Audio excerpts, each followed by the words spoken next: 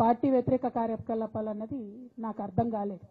ఎట్లా వ్యతిరేక కార్యకలాపాలు అవుతాయన్నది కూడా ఒకసారి పార్టీ పెద్దలు పునరాలోచించుకోవాలని చెప్పి నేను రిక్వెస్ట్ చేస్తా ఉన్నాను.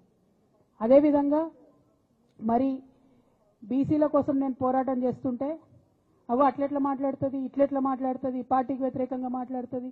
అరే నేను కాంగ్రెస్ పెద్దల మీద ఒత్తిడి తీసుకొస్తుంటే బీసీలకు 42% అమలు చేయాలంటే ఏది పడితే అది చిల్వల్ పల్వల్గా నా మీద రాపించడం, ప్రచారం చేయడం, చాలా దారుణమైనటువంటి పనులు పార్టీలో ఉన్నటువంటి కొందరు పని కట్టుకొని కత్తి కట్టుకొని నా మీద చేయడం జరిగింది. అట్లానే నేను ఒక మాట ఏమన్నా, సామాజిక తెలంగాణ సాధన కోసం నేను కట్టుబడి ఉన్నా అన్న. దానిలో తప్పేముంది? అసలు నాకు జన్మనిచ్చినటువంటి నా తండ్రి, ఈ ప్రాణాన్ని భిక్షగా ఇచ్చినటువంటి నా తండ్రి, ఆయన చిటికెన వేలు పట్టుకొని నేను ఓనమాలు నేర్చుకున్న ఉద్యమాలు ఎట్లా చేయాలని, ఆయన చిటికెల వేలు పట్టుకొని ప్రజలంటే ఏంది, ప్రజా సమస్యలు అంటే ఏంది, ఎందుకోసం దాని మీద గలమెత్తాలని చెప్పి నేను నేర్చుకున్నా. ఆ నాయకుడి స్ఫూర్తిగానే నేను సామాజిక తెలంగాణ మాట్లాడినా.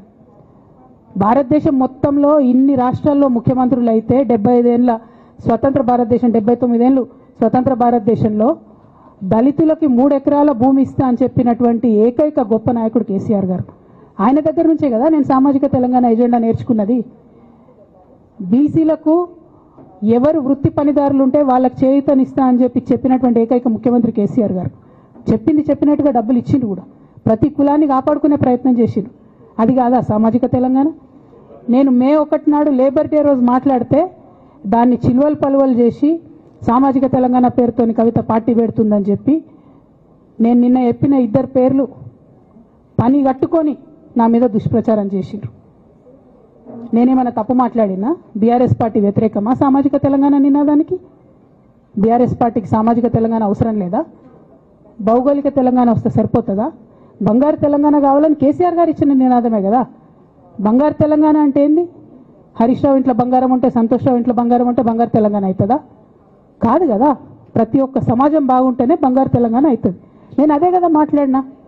దానికి ఇష్టం వచ్చినట్టు నా మీద స్టోరీ లేపిస్తే నేను భవన్లో పోయి కూర్చొని బాజాప్తా, ఎక్కడో కాదు, బయట ప్రెస్ మీట్ పెట్టలేదు, ఏ ప్రెస్ క్లబ్లో పెట్టలేదు, డైరెక్ట్గా తెలంగాణ భవన్ నా ఆఫీస్ అండి, నా పార్టీ భవన్లో పోయి కూర్చొని నేనేం చెప్పినా, నా మీద కుట్రలు జరుగుతున్నది, నా మీద విషప్రచారం జరుగుతున్నది అని చెప్పిన. నేను రామన్నను బుజ్జగించి గడ్డం పట్టుకొని అడుగుతా ఉన్నా, అన్న నీ చెల్లెని, ఒక మహిళా ఎమ్మెల్సీని. Subscribe us and press the bell icon for more interesting updates.